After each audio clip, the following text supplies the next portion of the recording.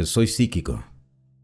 He sentido muchas presencias a lo largo de mi vida, pero jamás imaginé encontrarme con algo así, en un simple Walmart de un pequeño pueblo. Todo empezó como una tarde cualquiera. El aire dentro del supermercado se sentía denso, pesado, como si el lugar estuviera lleno de energía retenida. Pero entonces lo sentí. Una presencia distinta, fría, antinatural. No era un frío común. No era el tipo de frío que te eriza la piel. Era algo más profundo, como si la temperatura bajara solo a tu alrededor, como si el aire mismo se detuviera para observarte. Cuando lo vi pasar por el pasillo, supe que no era humano. El ser tenía una forma humana, pero su energía no lo era. Irradiaba una especie de frialdad viva, una vibración helada que parecía salir de su cuerpo. He sentido demonios, espíritus, incluso lo que los navajos llamamos skinwalkers, y ninguno me produjo una sensación tan oscura. Aquel ser me vio, y cuando su mirada se cruzó con la mía, sentí que algo dentro de mí se apagaba. No era una mirada normal. Era como si una conciencia ajena, algo antiguo y sin emociones, me escaneara. No necesitó palabras. Su sola presencia me hizo entender que sabía lo que yo era, y que yo también lo había reconocido. He visto lo que llamo personas de fondo, manifestaciones creadas por los pensamientos humanos, sombras con apariencia de gente que solo existe para llenar el espacio. Se comportan como NPCs, caminan, miran, pero no están realmente vivos. Sin embargo, su energía no es fría, solo vacía. Los demonios, en cambio, suelen sentirse cálidos, incluso agresivos. Su energía es densa, vibrante, pero todavía viva. Lo que sentí con este reptiliano fue distinto. Era un frío muerto, no como el hielo, sino como el aire estancado de un sótano donde algo terrible ocurrió hace mucho. Cuando pasó junto a mí, pude percibir su respiración, lenta, controlada, como si imitara la humana, pero no era natural. Todo en él parecía estar cuidadosamente disimulado, como si llevara una máscara perfecta. Por un instante, el ambiente entero cambió. Los sonidos del Walmart se desvanecieron. No escuché carros, ni pasos, ni voces. Solo un zumbido bajo, profundo, que resonaba dentro de mi cabeza. Él me observó unos segundos más. Luego giró y siguió su camino entre los pasillos. Nadie pareció notarlo. Nadie se dio cuenta de lo que acababa de pasar. Pero yo sí. Y supe, con absoluta certeza, de que no era el único de su tipo. Desde ese día, cada vez que entro a un supermercado o a un centro comercial, me quedo atento a los cambios de temperatura, a las miradas vacías, al silencio que se arrastra entre la gente, porque sé que están aquí, moviéndose entre nosotros, estudiándonos. No sé qué buscan ni cuánto tiempo llevan infiltrados, pero lo que sentí aquel día, esa oscuridad fría, ese vacío inteligente, esa sensación de ser observado por algo que no pertenece a este mundo, me convenció de que los reptilianos existen y caminan entre nosotros.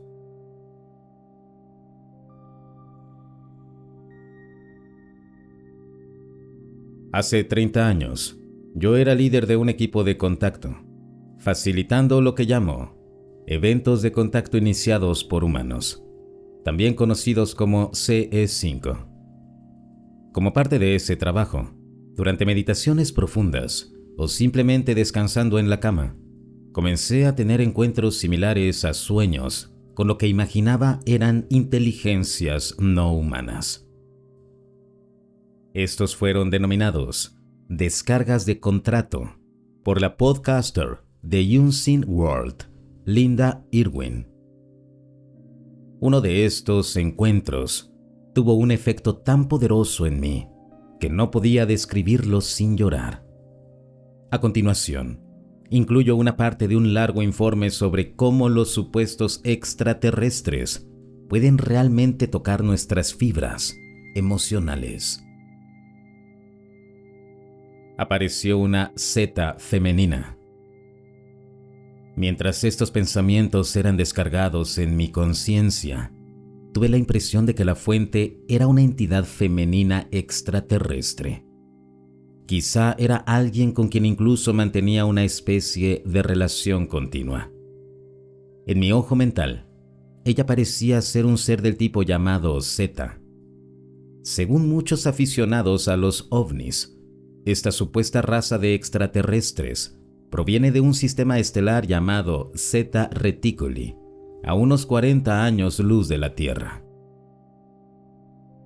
Este aspecto del folclore ovni proviene del caso de Betty y Barney Hill, cuya historia de un presunto encuentro a bordo con seres extraterrestres se describe en el libro clásico El viaje interrumpido. Posteriormente, Betty pudo dibujar un mapa estelar que, según se dice, le mostraron después de preguntar de dónde venían sus anfitriones extraterrestres.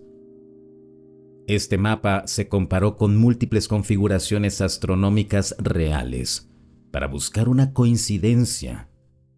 Se declaró éxito cuando el sistema binario de Zeta Reticuli coincidió con el patrón que Betty recordaba.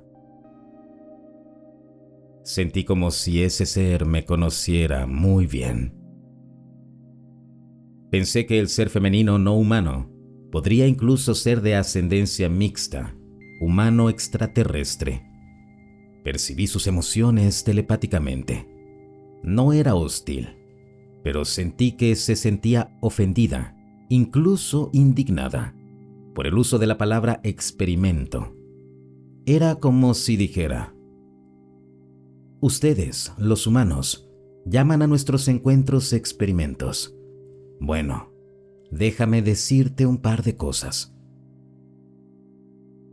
El siguiente conjunto de información recordaba al material que el contactado, John Salter, afirmó haber recibido durante un presunto encuentro amistoso a bordo de una nave extraterrestre en 1988. En mi mente, se me mostró una especie de mapa estelar que trazaba el curso de una migración extendida a través del espacio. A nivel de conocimiento, comprendí que se trataba de un éxodo masivo que duró muchísimo tiempo, generaciones, tal vez incluso siglos. El tono de su mensaje era algo didáctico. Sin embargo, percibí una corriente subyacente de irritación, quizás incluso de desdén. La imaginé diciendo: nos tomó muchísimo tiempo llegar hasta aquí, refiriéndose al sistema estelar del Sol, y requirió grandes sacrificios personales y colectivos. Tuve la impresión de que se refería a la pérdida de numerosas naves espaciales y a la muerte de muchos de los suyos. Mi almacén de recuerdos fue incorporado a la narrativa. El sueño lúcido continuó con la entidad femenina extraterrestre diciendo: para nosotros, nuestra llegada a su sistema estelar fue como renacer. Las duras y frías condiciones del viaje por el espacio profundo fueron reemplazadas por la oportunidad de una nueva vida en un planeta cálido y hermoso, el que ustedes los humanos llaman Tierra. Fui consciente de que mi propio almacén de recuerdos estaba siendo incorporado al sueño despierto. En mi ojo mental, vi a un niño Z bailando alrededor de un mástil de cintas en el Central Park de Nueva York. Las imágenes eran tan vívidas y poderosas que no tengo dificultad alguna para recordarlas, incluso 29 años después. A nivel de conocimiento, sabía que era a comienzos de la primavera. La escena se desarrollaba cerca del carrusel al que mis padres solían llevarme. Mientras sostenía la cinta durante el baile, una lluvia repentina empapaba con agua fría al pequeño ser gris de ojos grandes y envolventes. La entidad femenina continuó su discurso. Explicó que su pueblo estaba aquí para asistir a nuestra civilización menos avanzada durante un periodo de transición crítica en nuestro desarrollo evolutivo. Su tono cambió de severo a sarcástico. Ustedes, los humanos, creen que son tan especiales, pero no lo son. Y casi con coquetería añadió: ya hemos sido así con otros. Una forma muy apasionada de amor no humano.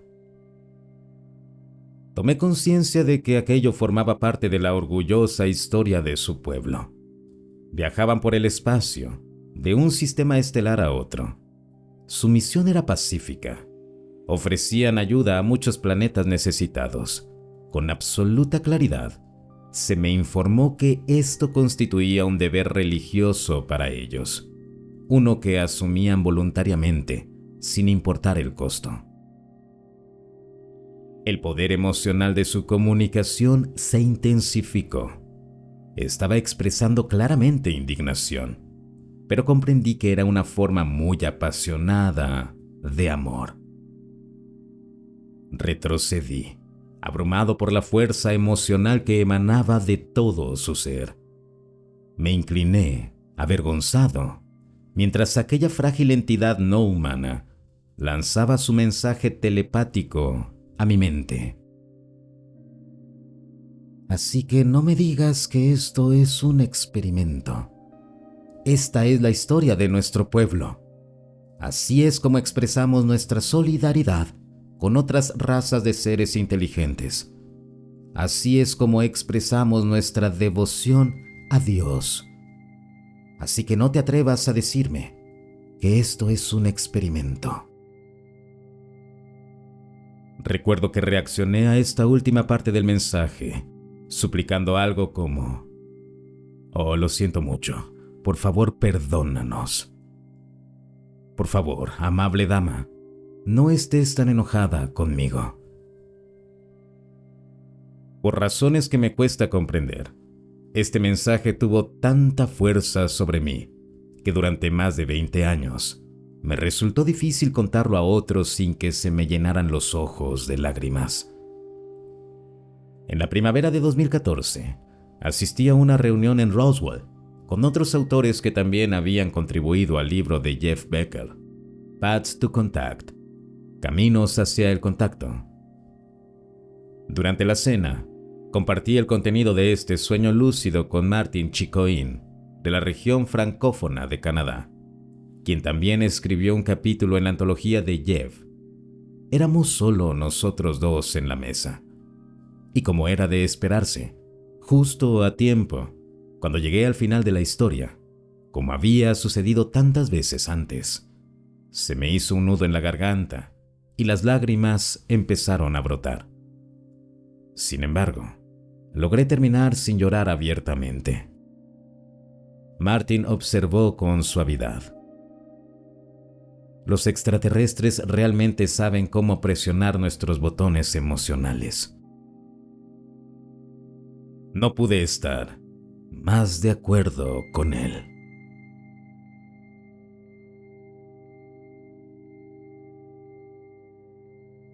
¿Alguien ha experimentado que todo se vuelva negro? En el año 2010, Mientras tomaba un curso sobre hipnosis impartido por una escritora e investigadora conocida, me ocurrió algo que aún hoy me resulta imposible de explicar. Me había inscrito en su clase porque había tenido 3 sueños consecutivos con la maestra. Sueños tan vívidos y extraños que me impulsaron a viajar hasta su ciudad para aprender directamente de ella. Había leído sus libros y algo en su forma de escribir me hacía sentir que detrás de sus palabras había algo más, como si ocultara conocimientos que no todos deberían tener. Llegué al motel la noche anterior al inicio del curso. Era un lugar común, nada especial. Alfombra vieja, olor a humedad y una lámpara que parpadeaba cada tanto. Dormí sin problema, aunque tuve un sueño raro que no recordaba al despertar. El primer día, después de desayunar, decidí quedarme en la habitación para descansar. Estaba de pie frente al lavabo, mirando mi reflejo, cuando todo se volvió negro. No fue que se apagaran las luces ni que cerrara los ojos. Fue como si la realidad entera se apagara. Un instante después, todo volvió a estar como antes. Yo seguía de pie, en la misma posición, pero con el corazón acelerado y una sensación fría recorriéndome la espalda. Pensé que tal vez me había desmayado, o que fue una especie de microsueño. Sin embargo, al día siguiente volvió a ocurrir. Esta vez estaba sentado sobre la cama, y de pronto, oscuridad total. Ni un sonido, ni un pensamiento, solo un vacío absoluto, por menos de un segundo. Y luego, otra vez todo normal. Cuando regresé a casa, estos apagones siguieron ocurriendo, siempre dentro de mi sala, nunca afuera. Era como si ese espacio tuviera una conexión con algo. Con el tiempo, comenzaron otros síntomas, déjà vus constantes, la sensación de estar repitiendo escenas exactas, como si el tiempo se doblara sobre sí mismo. Leí una página y juraba haberla leído antes. Veía un programa en televisión y sabía cada palabra que se diría. Esto duró alrededor de 4 años. Luego, simplemente cesó. O al menos eso pensé. Tal vez, y esta idea me atormenta, se volvieron mejores borrando mis recuerdos. Hace un par de años decidí someterme a una regresión hipnótica para intentar recordar qué pasaba durante esos momentos de oscuridad. Lo que emergió fue aterrador. La hipnoterapeuta me guió hasta el instante del primer apagón, y lo que vi me heló la sangre. No era un simple corte de conciencia. Durante ese parpadeo negro, había sido sacado del lugar donde estaba. Vi sombras altas, siluetas delgadas moviéndose a mi alrededor. Sentí frío metálico, un zumbido agudo en la cabeza, y luego nada. Según la regresión, no eran sueños ni alucinaciones ni fallas eléctricas.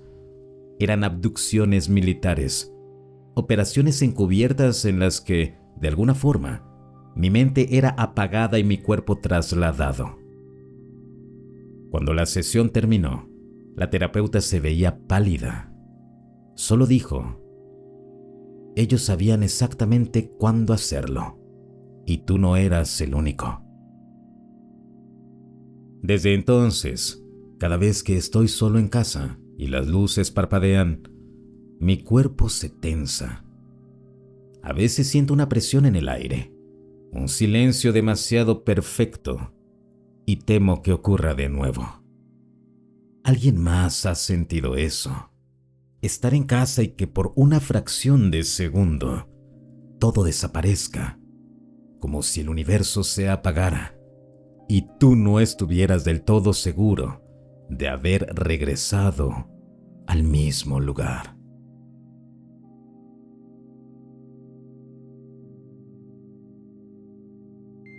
Los reptilianos siempre me recordaron un poco al concepto oriental de los nagas. Mi antiguo compañero de cuarto, un chico chino, solía hablar de ellos todo el tiempo, como si realmente los viera. Tomaba fotografías de las nubes y me señalaba las formas donde, según él, los nagas se manifestaban. Eran nubes hermosas, con figuras que parecían tener intención, como si algo invisible las moldeara desde dentro. Decía que los nagas no solo viven en el agua, sino también en el aire y debajo de la tierra, que nos observan constantemente y que solo algunas personas con visión abierta pueden percibirlos. Yo me reía al principio. Pensaba que eran supersticiones o historias viejas del folclore, pero cuanto más hablaba con él, más empezaban a tener sentido algunas cosas que había visto. En la tradición budista, explicó, debes respetarlos. No puedes hablar mal de ellos, ni reírte de sus formas, ni contaminar los lugares donde habitan. Si los ofendes, pueden enfermarte, o peor aún, seguirte hasta tu casa. Me contó que muchos monjes creen que el humo del tabaco los mata, y por eso maldicen a los fumadores que destruyen a tantos de los suyos. De ahí, decía, viene el cáncer, una especie de castigo espiritual, una venganza silenciosa.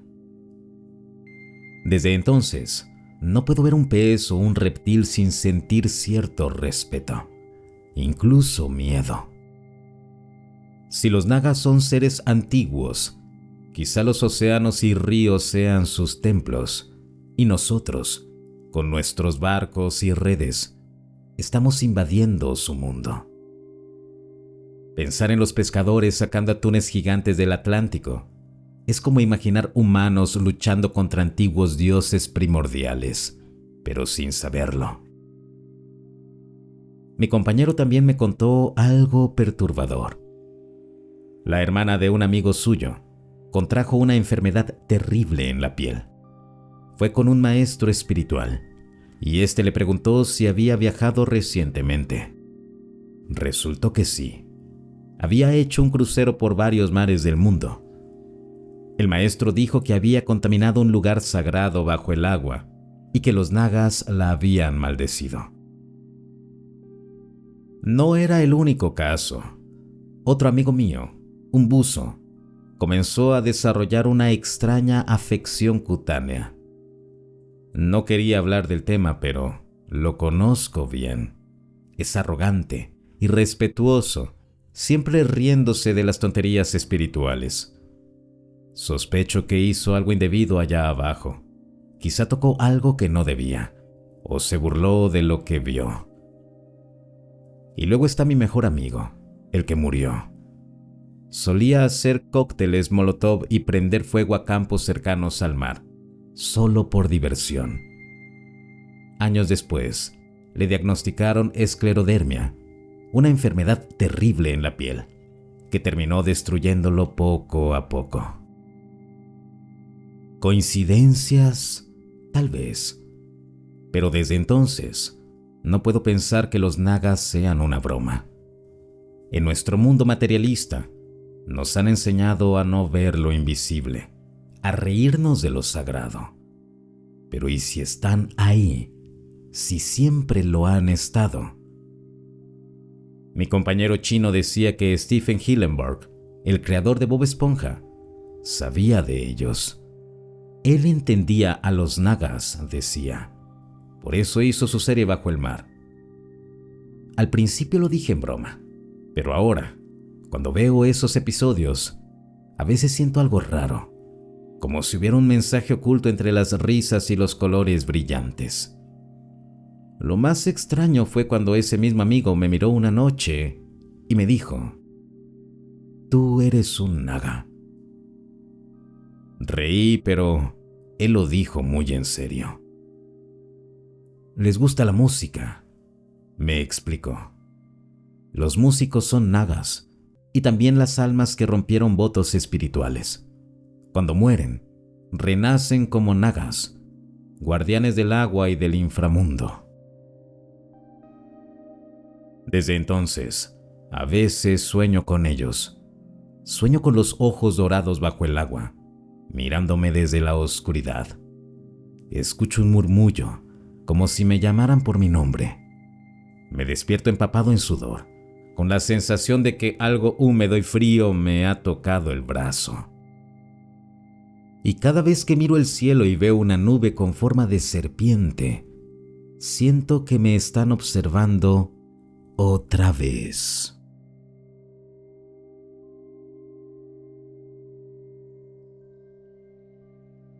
Probablemente un sueño. Me cuesta hablar de esto. Solo recordarlo hace que se me erice la piel. Tal vez fue un sueño. Quiero creer que lo fue. Pero aunque mi mente trate de explicarlo, hay algo dentro de mí que insiste en que lo que viví fue real. Todo ocurrió una noche de verano, en el sur de Estados Unidos. Eran cerca de las 8 de la noche. Todavía había algo de luz afuera. No recuerdo haberme acostado. No recuerdo nada después de esa hora. Simplemente desperté en mi cama, sin idea de cómo había llegado ahí. En el sueño, o lo que fuera, estaba acostado sobre una colina cubierta de pasto. El aire era denso, casi inmóvil. Frente a mí, en el cielo, apareció algo. Al principio creí que era un avión, pero no lo era. Era una forma triangular, muy delgada, completamente negra. Se movía de un modo imposible, como si se hubiera lanzado de golpe dentro de la escena, sin ruido, sin aviso. En ese instante, mi audición desapareció por completo. Silencio absoluto. Mis ojos se cerraron sin que yo lo quisiera y mi cuerpo dejó de responder. No podía moverme, no podía hablar, pero dentro de mí algo resistía. Una parte de mi conciencia seguía despierta, luchando. Pude abrir los ojos un poco, apenas una rendija. Y ahí me di cuenta de algo peor. No estaba solo. Había otras personas a mi lado, tendidas sobre la misma colina, inmóviles, con los ojos cerrados. Podía sentir que estaban completamente desconectadas, como si sus mentes hubieran sido apagadas. Pero yo no. Yo estaba ahí, todavía. El objeto flotaba sobre nosotros, a una altura imposible de calcular. No hacía ruido, no emitía luz, pero su movimiento era antinatural, desafiaba la física, se desplazaba con una suavidad inhumana, girando lentamente, casi con elegancia. Pero cada cambio de dirección era instantáneo, como si ignorara las leyes del tiempo y del espacio. Y luego, sin previo aviso, desapareció de mi vista con un salto, como si hubiese sido absorbido por el aire mismo. En ese mismo momento, mi audición volvió, y luego el resto de mis sentidos, como si alguien hubiera encendido un interruptor. Sentí mi cuerpo de nuevo, sentí el peso de la realidad regresar. Fue entonces cuando comprendí algo. Me habían desconectado. No sé por cuánto tiempo ni para qué, pero lo habían hecho. Intenté fingir que seguía inconsciente. No quería que ellos supieran que los había visto, pero mientras lo hacía, el pánico comenzó a crecer dentro de mí. Una ansiedad física, animal, una sensación de peligro absoluto. Miré el cielo, tratando de ubicar de nuevo la nave, pero ya no estaba. Solo un silencio inmenso y un cielo vacío. Los días siguientes fueron extraños. Me sentía observado. Mi cuerpo reaccionaba con miedo sin razón aparente. Una madrugada, me desperté con una sensación horrible de terror, como si algo estuviera dentro de la habitación. Mi corazón latía tan fuerte que pensé que iba a desmayarme. Sin pensarlo, salté de la cama y corrí hacia la puerta.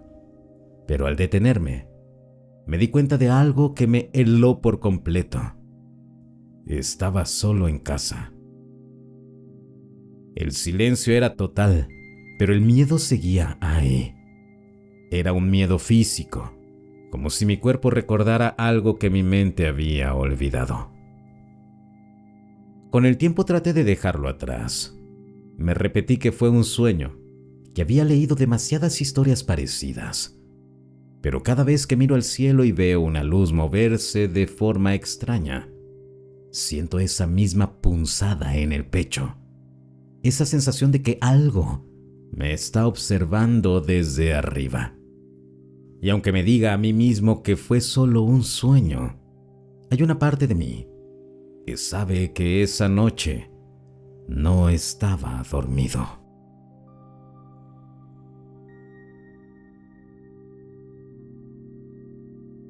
Cuando tenía 19 años, sufrí una lesión brutal jugando rugby. Un tipo de casi 270 libras cayó sentado directamente sobre la parte trasera de mi cabeza. El suelo estaba congelado. Sentí un crujido seco. Me levanté tambaleando, con la sensación de que mis dientes estaban sueltos, y cuando escupí, varios de ellos rodaron sobre mi lengua. Uno de los muchachos del equipo era paramédico. Me miró pálido y me dijo: «Abre la boca». Apenas lo hice, su expresión cambió. «Tenemos que ir al hospital ahora mismo». Mi mandíbula inferior estaba completamente desplazada, fracturada de forma grotesca. En urgencias era un desastre total. Sangre por todas partes. Una enfermera me pasó un pañuelo y me dijo que me sonara la nariz. Lo hice y mi globo ocular salió de la órbita. Ella, por puro instinto, lo empujó de nuevo dentro. Más tarde me explicaron que tenía la cuenca del ojo destrozada. Hoy la tengo reforzada con alambres. También la mandíbula rota. Me la mantuvieron cerrada con cables por 7 semanas y el tabique desviado. Era un completo desastre humano. Tuve que permanecer 3 días sentado en la cama del hospital, esperando a que bajara la hinchazón antes de poder someterme a cirugía maxilofacial. Un par de días antes de la operación, mi tío fue a visitarme. Me llevó un libro, The Brand, Ex Anthology of Fiction. Todavía lo conservo con cariño. Siempre compartimos el amor por la literatura, pero podía ver que estaba afectado al verme en ese estado. Más tarde, mi padre me contó que cuando mi tío estudiaba leyes, había sufrido una lesión muy similar, incluso con fractura de cráneo. La noche antes de la cirugía, tuve un sueño que todavía me persigue. Soñé que estaba en la casa familiar, flotando cerca del techo, moviéndome de una habitación a otra, como si mi cuerpo no existiera. Al llegar a la cocina vi a mis 4 hermanas sentadas en la mesa, llorando. Una de ellas, la menor, ya estaba muerta en la vida real. Tenía un periódico abierto frente a ella. Floté hasta quedar sobre su hombro para ver qué leía. Era la página de obituarios, y ahí, entre los nombres impresos en blanco y negro, estaba el mío. Desperté gritando. Estaba convencido de que iba a morir. Tuvieron que inyectarme un sedante por vía intravenosa para calmarme. Al día siguiente, mi novia, que hoy es mi esposa desde hace 40 años, vino a verme antes de la cirugía. Le conté el sueño y le dije, con absoluta certeza, que iba a morir en la operación. No digas tonterías, me respondió. Han traído al mejor cirujano del país solo para ti. Vas a estar bien. Aún así le dije que la amaba. Le dejé mensajes para mis hermanas, para mi hermano y para mi padre. Sentía que eran palabras de despedida. Cuando desperté después de la operación y me llevaron de vuelta a mi habitación, mi padre estaba ahí esperándome. Pero algo en su rostro me heló la sangre. Se veía exhausto, destrozado. Me tomó la mano y me dijo: no quise decírtelo antes de la cirugía para no preocuparte, pero anoche tu tío murió mientras dormía. Luego hizo una pausa, bajó la mirada y añadió en voz baja: él era mi hermano gemelo. Tú llevas su nombre.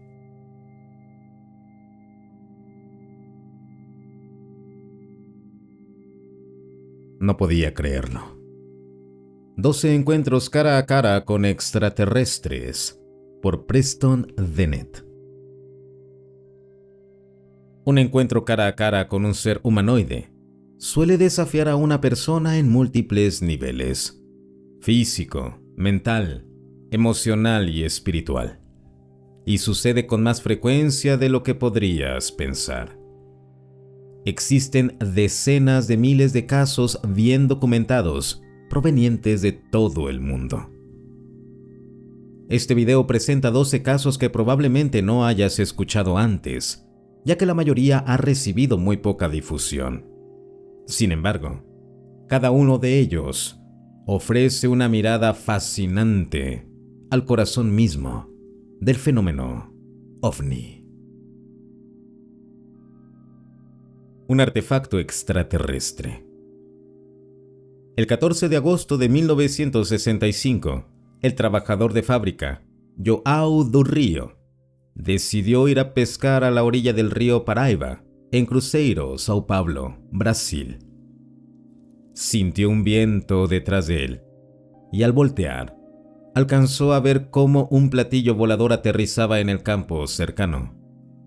De la nave emergió un pequeño ser, con ojos grandes, que le habló en portugués y le pidió a João que contara al mundo sobre la existencia de los extraterrestres. João respondió que la gente solo se burlaría de él, a lo que el humanoide le entregó un trozo de metal y le dijo que no provenía de la Tierra.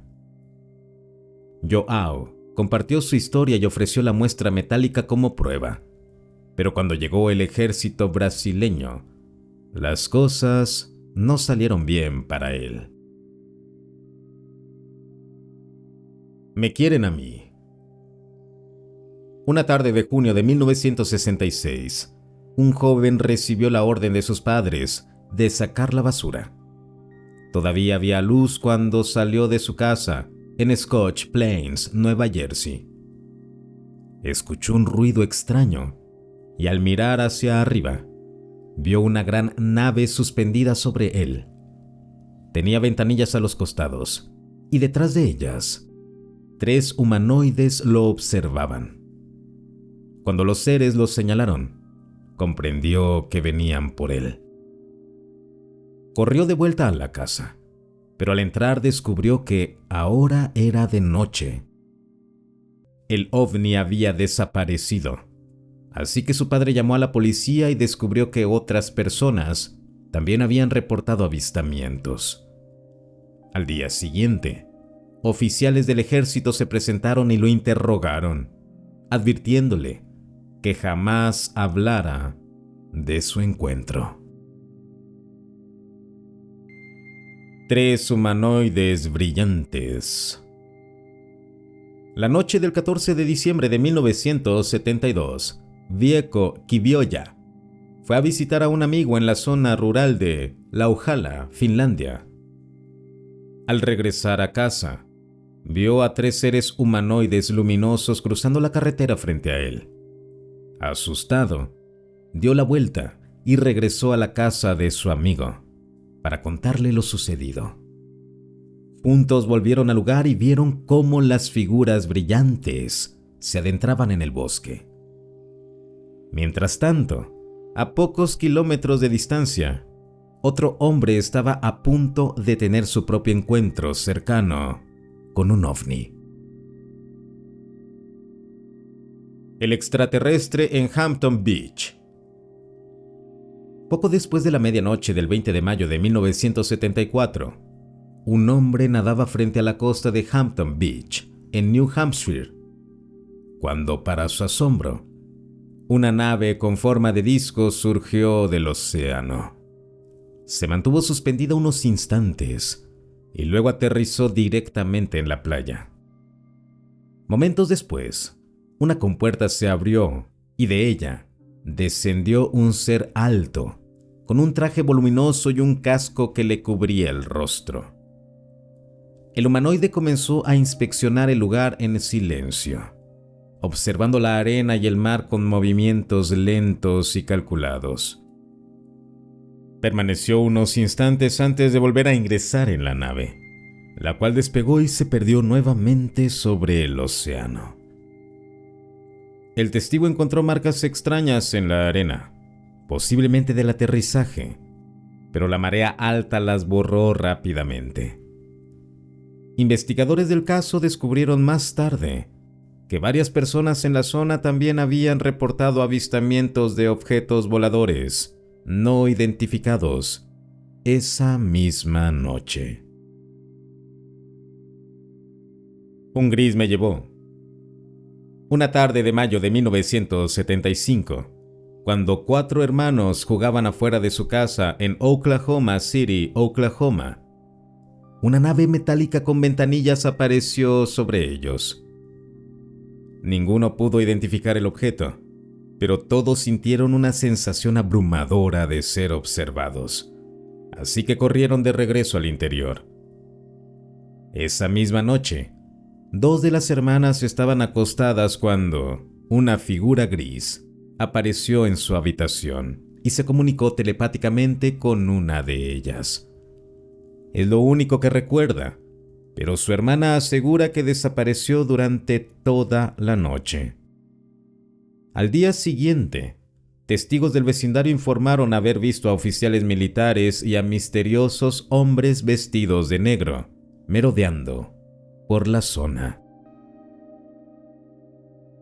No tenía rostro.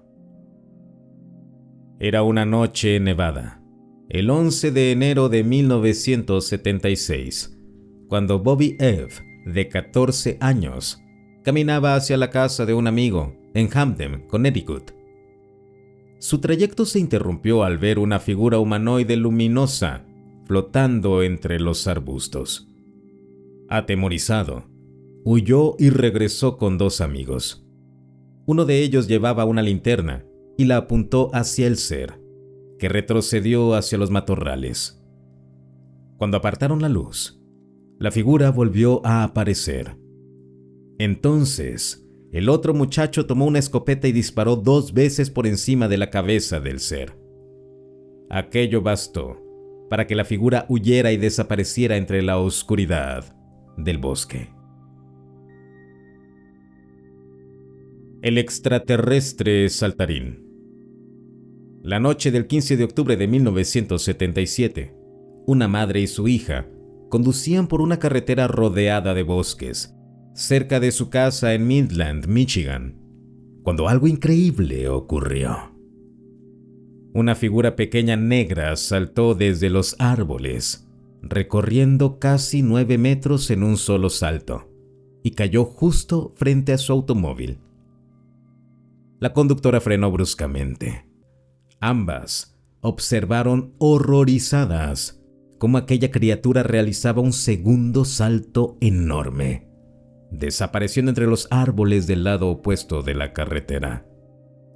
Ninguna de las dos volvió a dudar de lo que vio esa noche. Aquel ser no era humano. Un ovni sediento. En la noche del 23 de marzo de 1978, Inácio Ribeiro caminaba por la playa de Sao Paulo, en Brasil, cuando de pronto una nave metálica apareció en el horizonte. En segundos, avanzó a gran velocidad y se detuvo justo sobre la superficie del océano, a pocos metros de la orilla. De su interior salieron dos seres pequeños, de cabezas grandes, sin cabello y ojos enormes. Vestían trajes grises y sostenían un extraño dispositivo conectado por un tubo al mar. Parecía que estaban extrayendo agua. Permanecieron ahí unos 10 minutos antes de volver a la nave, que luego se sumergió silenciosamente en las profundidades. Encuentro humanoide en River Styx Road. Después de pasar la tarde en un picnic en una granja de Chatham, Ohio, dos amigos emprendieron el camino de regreso a casa. Era una noche despejada de mayo de 1982, cuando notaron una extraña nube luminosa frente a ellos. De pronto, una luz surgió desde esa nube y en cuestión de segundos se abalanzó hacia ellos a una velocidad imposible, deteniéndose de golpe para flotar sobre los árboles al borde de un campo. Con horror y fascinación, observaron que se trataba de una nave metálica con ventanillas alrededor de su estructura. En el interior podían distinguir claramente tres seres de cabezas grandes que los miraban fijamente. Tras unos minutos inmóviles, la nave salió disparada hacia el cielo y desapareció en un instante. Todo el encuentro duró entre 10 y 15 minutos, pero cuando llegaron a casa, se dieron cuenta de que habían perdido media hora de tiempo sin explicación alguna. Me estaban confortando. Era una noche calurosa de julio de 1994, cuando una niña, agotada después de un largo día de viaje, se recostó en la habitación de sus familiares en Verónica, Wisconsin. En algún momento de la madrugada, se despertó sobresaltada al notar un resplandor extraño que entraba por la ventana. Al mirar con más atención, comprendió que la luz provenía del exterior. Era un ser humanoide brillante, de cabeza calva, ojos pequeños y oscuros y 4 dedos en cada mano. Aunque al principio sintió miedo, una sensación profunda de calma y protección la envolvió.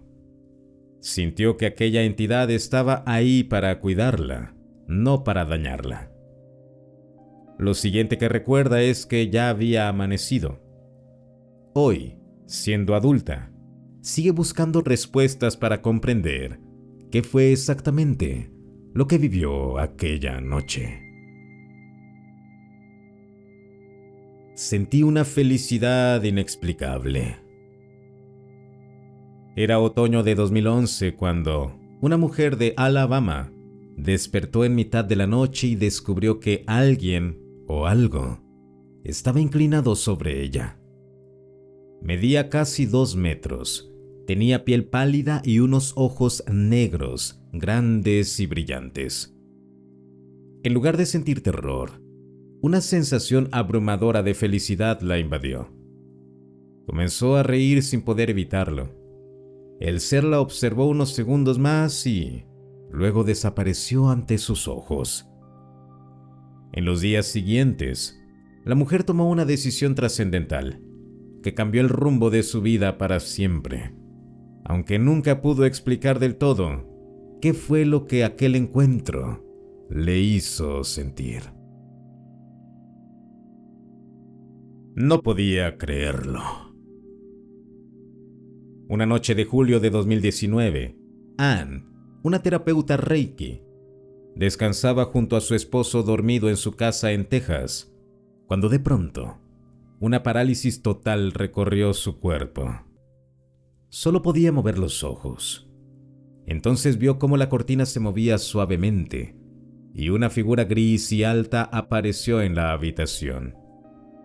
Los perros, acostados en el suelo, comenzaron a gemir.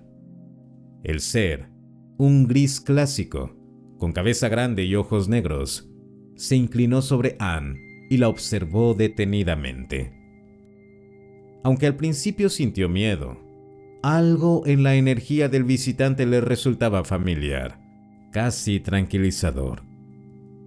Después de unos minutos eternos, el ser retrocedió y atravesó la ventana, desapareciendo sin ruido alguno. Anne recuperó el control de su cuerpo y descubrió que sus perros habían orinado del miedo. Durante los días posteriores, sufrió dolores articulares, malestar estomacal y una fuerte ansiedad. Mientras los escépticos siguen negando la realidad de las visitas humanoides, quienes las han vivido cara a cara no pueden darse ese lujo. Ellos han dejado atrás la creencia para entrar en el terreno de la experiencia directa. Ya no creen que no estamos solos. Lo saben.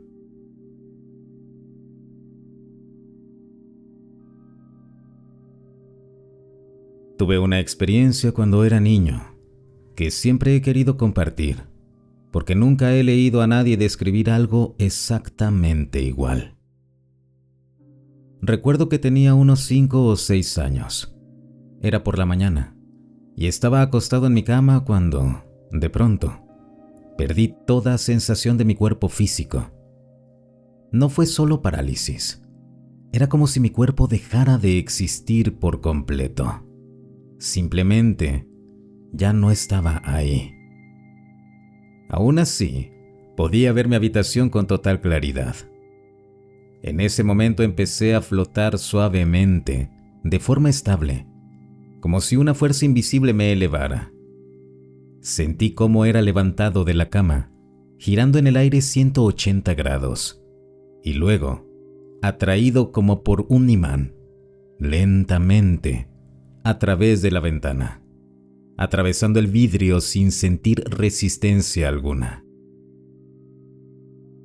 Mientras flotaba, me preguntaba, ¿qué es todo esto nuevo que estoy viendo? Mi visión era distinta. Podía ver todo al mismo tiempo, como si tuviera una visión panorámica de 360 grados. Pude observar la casa desde donde estaba siendo llevado, pero también el parque, el supermercado y el cielo.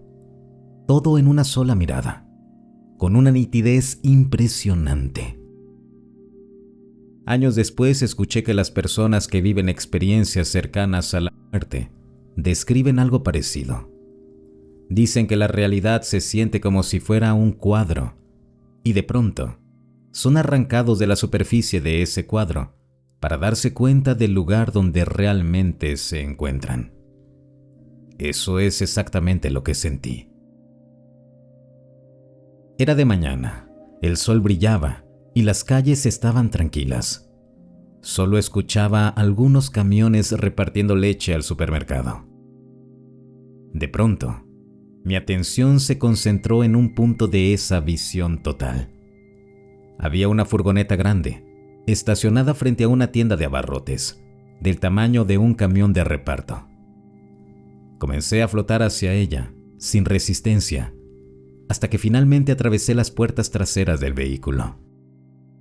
Por dentro, todo era gris y vacío, pero del techo colgaban unas 8 figuras negras, parecidas a sacos de dormir o capullos, suspendidas con una especie de cuerda corta de unos 30 centímetros. Me pregunté qué habría dentro de ellos, y fue entonces cuando empecé a oír voces, o más bien pensamientos. Eran otros niños del vecindario. Pude sentirlos, escucharlos dentro de esas cosas, como si sus mentes estuvieran atrapadas ahí. Fue entonces cuando recuperé la sensación de tener un cuerpo, aunque se sentía extraño, pesado, limitado. Caminé lentamente hacia el fondo del vehículo, donde vi que uno de esos sacos negro grisáceos estaba abierto. Y ahí comenzó lo más inquietante. Recuerdo sentirme obligado a entrar en él, a pesar de que algo en mi interior me decía que probablemente no era buena idea. Pero en cuanto introduje un solo dedo del pie dentro de ese saco, una sensación de euforia total me invadió por completo. Era como si cada célula de mi cuerpo despertara a una energía desconocida. Junto a esa sensación apareció un zumbido, un sonido grave, vibrante, parecido al que hacen los insectos cuando revolotean cerca del oído. Pero este no era un simple zumbido. Parecía responder a mis pensamientos, como si estuviera conectado a mí. A medida que la euforia aumentaba, también lo hacía el sonido, hasta que ambos se fusionaron en una sola experiencia. Cuando estuve completamente dentro de aquel capullo oscuro, pensé: esto es demasiado bueno. ¿Cómo es posible sentir algo tan intenso, tan perfecto? Podía seguir viendo el exterior, pero la realidad había cambiado. Todo se veía a través de una especie de malla amarillenta, como si estuviera observando el mundo desde el interior de un panal o de una estructura viva. Era hermoso, hipnótico, pero profundamente inquietante al mismo tiempo. Después de un rato, tuve la certeza de que debía salir. No sabría explicar por qué, pero algo en mi mente me lo decía con urgencia. Cuando intenté hacerlo, todo se volvió resbaladizo, como si mi cuerpo se desplazara por una superficie helada. Podía ver el interior de la furgoneta, las paredes grises, y pensaba: no choques con nada. Pero nada dolía. Todo era suave, como si me deslizara entre dimensiones. De pronto, sentí que encajaba de nuevo dentro de mi cuerpo, como si alguien me hubiera soltado en el lugar exacto al que pertenecía. Abrí los ojos y estaba en mi cama. El sol seguía entrando por la ventana. Nunca le conté a nadie lo que había pasado. Incluso siendo un niño, sabía que nadie me creería. Era demasiado extraño, demasiado real para ser un sueño. Durante años lo guardé en silencio, hasta hace poco. Una noche, mientras me acostaba recordando aquella experiencia, volvió a ocurrir. Esa misma sensación de deslizarme por el hielo invisible alrededor de mi habitación, como si algo o alguien me dejara de nuevo en casa. Me reí en voz baja, no de miedo, sino porque comprendí que aquello podía oír mis pensamientos y tenía, curiosamente, sentido del humor. Con el tiempo llegué a creer que todo esto no fue un sueño ni una abducción, sino una especie de conexión con algo más grande. Una parte de mi conciencia que apenas empiezo a comprender. Años después, cuando probé alucinógenos, volví a escuchar el mismo zumbido, y aquella euforia tan familiar regresó. Era el mismo sonido, la misma vibración, una frecuencia que me recordaba a los insectos, a los mantis. A veces bromeo diciendo que quizás soy parte de ellos, o que estoy conectado a algo con energía insectoide. Pero en el fondo, sé que aquella experiencia de mi infancia no fue una simple visión. Algo, sea lo que sea, me eligió, me observó y me devolvió. Y desde entonces, he sentido que la realidad no es lo que parece. Creo que muchos de nosotros hemos vivido sincronicidades. Esas coincidencias tan precisas, tan repetitivas o tan improbables que resulta imposible no detenerse a pensar en ellas. Números que se repiten una y otra vez de formas que desafían cualquier probabilidad matemática. Palabras o incluso frases completas que encajan perfectamente como respuesta a lo que pensábamos en ese mismo instante.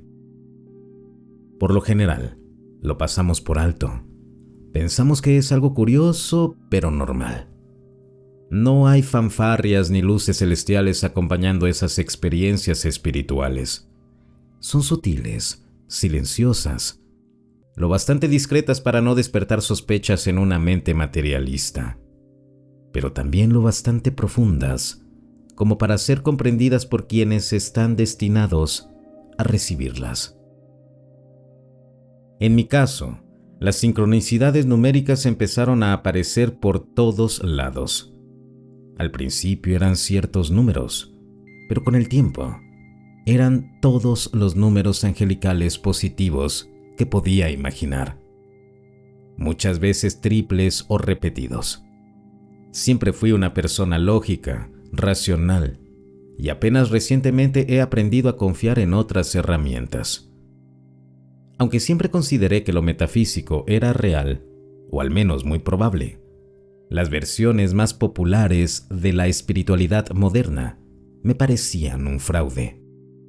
Los cristales, las gemas, la astrología, los números angelicales, todo eso que suele asociarse con adolescentes ingenuos que intentan explicar su vida mediante horóscopos. Y sin embargo, los números eran demasiado frecuentes y demasiado específicos para llamarlos azar. Empecé a investigar su significado. A medida que lo hacía, comencé a entender que realmente eran una forma de comunicación. Aprendí sobre los ángeles, y aunque todavía no comprendo su verdadera naturaleza, mi concepto de ellos cambió por completo. Ya no los veo como figuras religiosas, sino como seres que jamás vivieron como humanos, a diferencia de los guías espirituales. Son entidades con una orientación total hacia el servicio a los demás. Quieren ayudarnos con todo, no solo en los grandes asuntos como el amor, la salud o el propósito de vida, sino también en cosas pequeñas y cotidianas. Peinarte, encontrar un dulce o tomar una buena decisión sin ansiedad. No solo están dispuestos a ayudarnos, lo desean activamente. Pero existe una ley universal que limita su acción, la ley del libre albedrío. No pueden intervenir por cuenta propia en tu vida, a menos que se los pidas directamente. Debes invitarlos, pedirles ayuda y luego confiar, sin bloquear ni interrumpir su trabajo con la duda o la impaciencia. Imagina esto. Los ángeles son como personas que vuelan sobre ti con jarras de agua.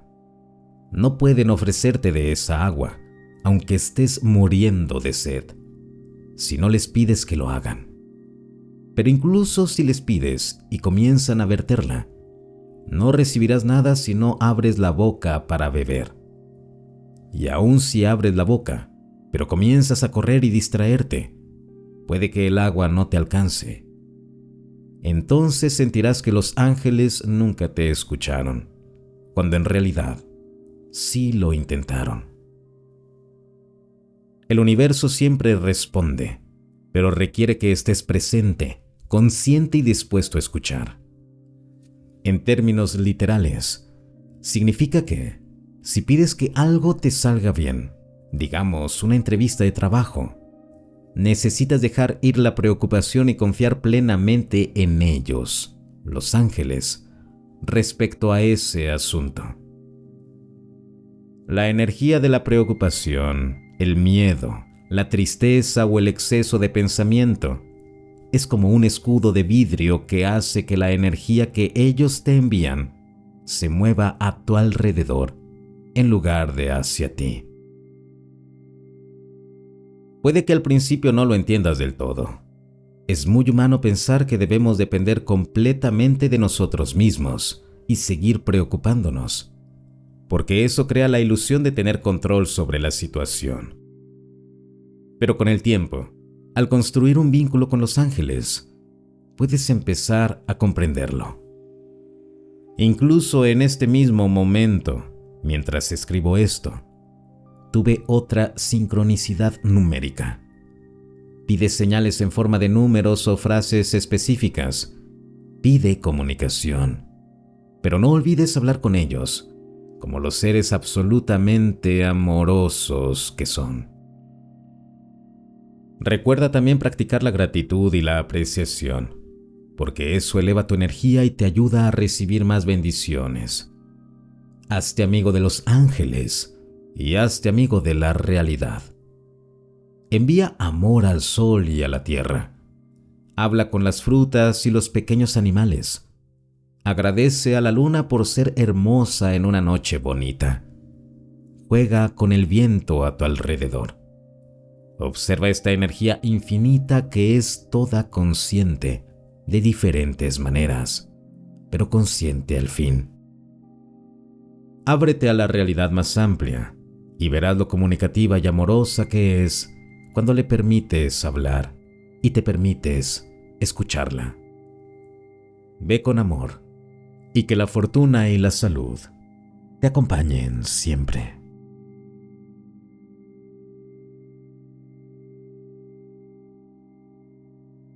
3i Atlas podría ser el catalizador del cambio hacia nuestra Tierra 5D.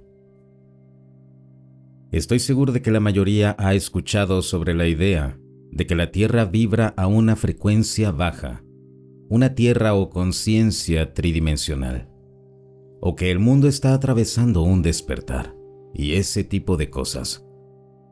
En la comunidad espiritual, se dice que un cambio de la Tierra hacia la quinta dimensión es inminente. En esta nueva Tierra, muchos ya no experimentarán emociones de baja vibración, como el miedo o la envidia, y la conciencia cambiará hacia una forma de pensar de vibración más alta, donde todo se hace desde un lugar de amor puro. Hay mucho más sobre las teorías de cómo funcionará el cambio, pero no entraré en demasiados detalles para mantener esta publicación relativamente breve. Y si este objeto fuera una nave llena de diferentes razas de extraterrestres que están aquí para ayudar con el cambio de conciencia, para ayudarnos a integrarnos en el nuevo mundo o la nueva forma de vida. Eso es lo que he estado esperando. Probablemente esto suene muy hippie para algunos, o como una especie de culto o visión demasiado optimista, y habría estado de acuerdo hace algunos años.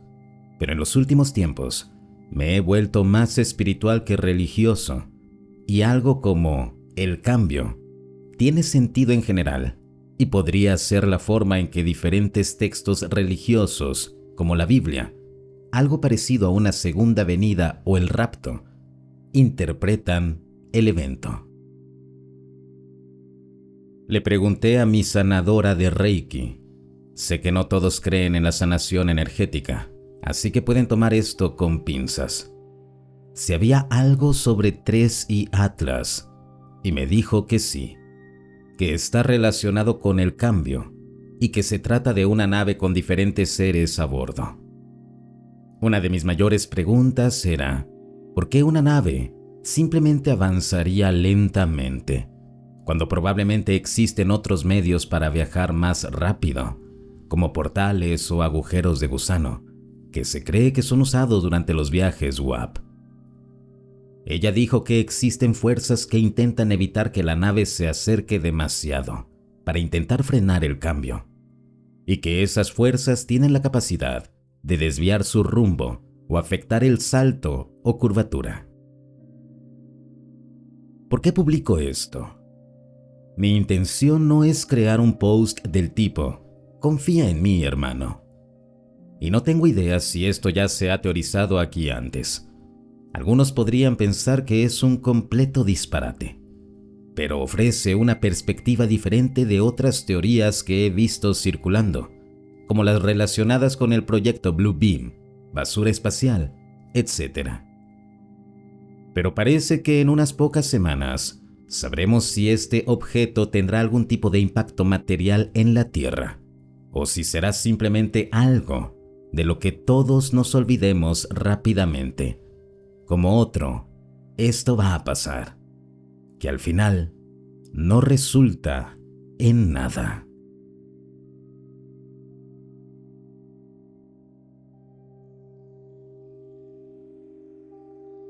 Si el video te gustó, no olvides suscribirte y compartirlo. Hasta el próximo relato.